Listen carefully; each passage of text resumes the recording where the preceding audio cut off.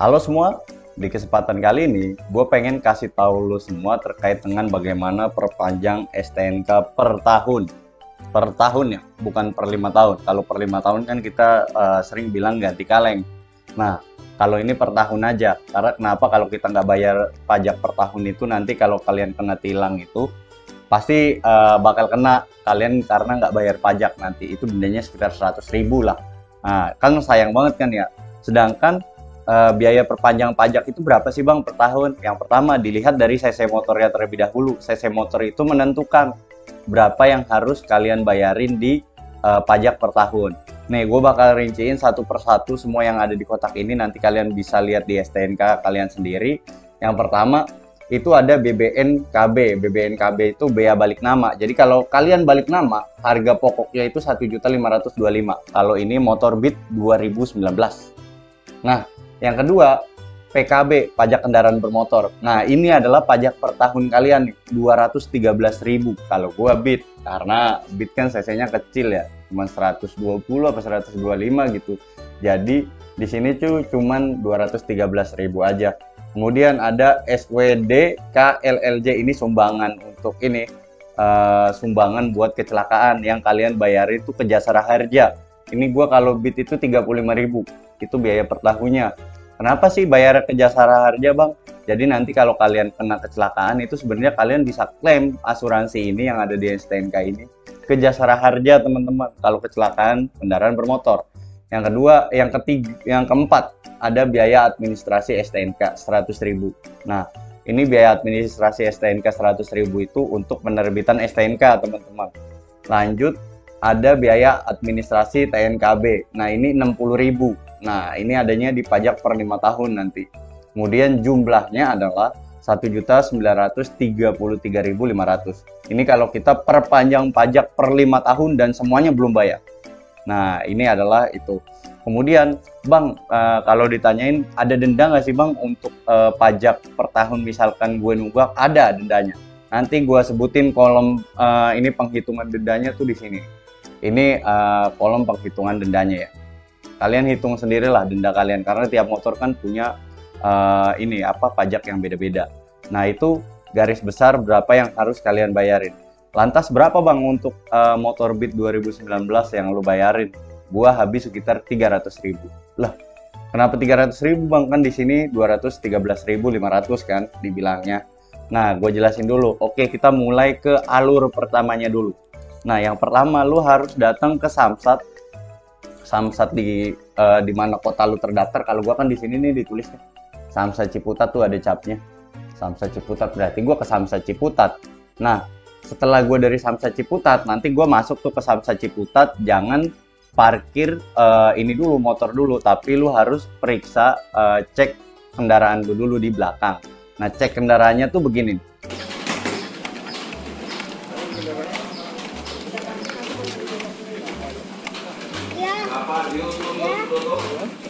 Kalau kita situ aja tuh bisa duduk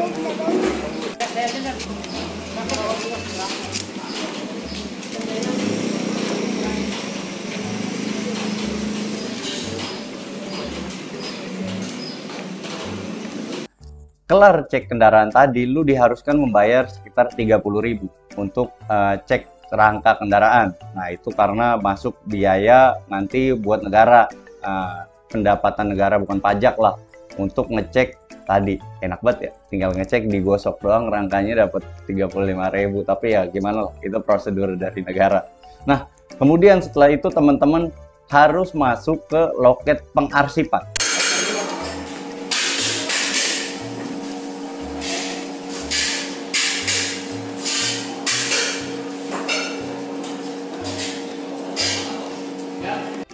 Nah, kalian masuk ke loket pengarsipan, nanti kalian bakal dapat belangko kayak gitu. Ini belangkonya. Nah, belangko ini itu sebenarnya kayak apa ya? Kayak map gitulah, map dari mereka supaya kalian dapat. Nah, pengarsipan ini kalian bayar 10.000. Itu udah 200. Udah ini ya, udah dari 30, terus 10.000, 40.000. Nah, sudah habis 40.000, langsung kalian masuk ke loket untuk pendaftaran. Nah, loket pendaftarannya tuh kayak gini nih. loket pendaftaran. Nah, kalian tuh harus nyiapin STNK, KTP asli, sama BPKB. Nah, kalau BPKB-nya masih leasing, minta ke leasing dulu untuk minta BPKB-nya. Itu penjelasannya tuh. Lanjut, setelah kalian masuk ke pendaftaran, nanti kalian itu tinggal ngambil ke quality control. Quality control untuk apa? Ngambil slip pajak kalian. Ambil slip pajak, gua tuh dapat slip pajaknya begini. Ini slip pajak gua. Nah, setelah dari itu, gua dapat slip pajak, gua langsung masuk ke loket untuk pendaftaran lagi tuh, pendaftaran penerbitan STNK. Gue daftar di situ. Kalau di situ nggak bayar, nggak bayar. Kemudian setelah dari situ, setelah lu nggak bayar di situ, nah lu harus nunggu untuk apa? Untuk penerbitan STNK. Nah, di sini baru nih lu kena bayar nih. Nah, gue ngantri di situ agak lama sih karena posisinya lagi rame. Waktu itu gue kelar tuh jam 3:30 sore. Gue ngurusnya sih dari jam 1 siang, cepet sih kalau menurut gue dibanding lu pakai calo kan. Nah, gue habis sekitar, gue bayar di sini untuk pajak per tahunnya 213.000, ditambah sumbangan kecelakaannya itu 35.000, jadi 248.500, ditambah yang tadi tuh yang awal 40.000. Nah, berarti 288.000 lah totalnya.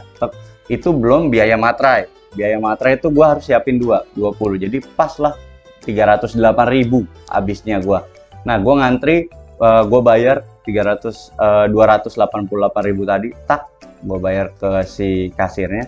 Kemudian gue disuruh mengantri lagi. Mengantri untuk apa? Untuk ngambil STNK-nya. Pada akhirnya STNK gue tuh terbit nih. Inilah terbit dengan biaya kayak tadi.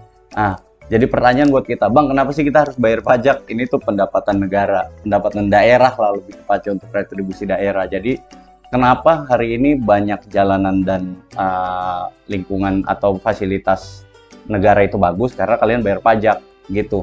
Jadi itu tutorial bagaimana kalian perpanjang STNK motor ataupun mobil, pasti begitu, sama alurnya semua. Nah, gimana kalian ngolahnya di sana di lapangan untuk nggak kejebak sama calo, karena diurus sendiri itu gampang menurut gua. Jadi semoga video ini bermanfaat, kurang lebihnya mohon maaf. Sampai jumpa di perizinan selanjutnya.